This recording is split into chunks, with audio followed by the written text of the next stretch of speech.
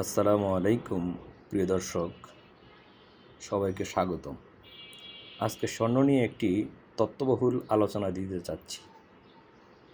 স্বর্ণ এমন একটি কারেন্সি যেটা আমাদেরকে সবসময় স্থায়িত্বের দিকে নিয়ে যায়। যেমন কাগজের টাকা সময়ের সঙ্গে মূল্য হারাতে পারে, কিন্তু দীর্ঘমেয়াদে স্বর্ণ অনেকের কাছে মূল্য সংরক্ষণের একটি জনপ্রিয় মাধ্যম। যেমন আপনি ধরুন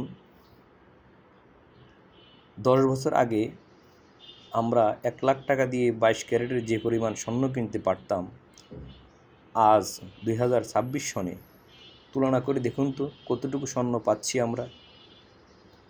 কাগজের টাকায় ক্রয় ক্ষমতার সময়ের সঙ্গে পরিবর্তিত হয়। দীর্ঘমেয়াদে স্বর্ণ মূল্য সংরক্ষণে একটি জনপ্রিয় মাধ্যম। অল্প অল্প করে স্বর্ণ কেনাও ভবিষ্যতের জন্য সঞ্চয়ের একটি উপায় হতে পারে। প্রতি বছর 1 গ্রাম স্বর্ণ হলেও কিনুন। মূল্যবান সম্পদ, সঠিক সঞ্চয়, এটা আমাদেরকে দীর্ঘমেয়াদী একটি সঞ্চয় দিবে। যে সময় কিয়ামত সংঘটিত হবে তার আগে সকল কারেন্সি ধ্বংস হয়ে যাবে, কিন্তু আল্লাহর এই দুটি কারেন্সি টিকে থাকবে। একটি হলো স্বর্ণ আর একটি হলো রৌপ্য। অতএব আমরা মূলধারার সাথে যুক্ত থাকি। ধন্যবাদ সবাইকে।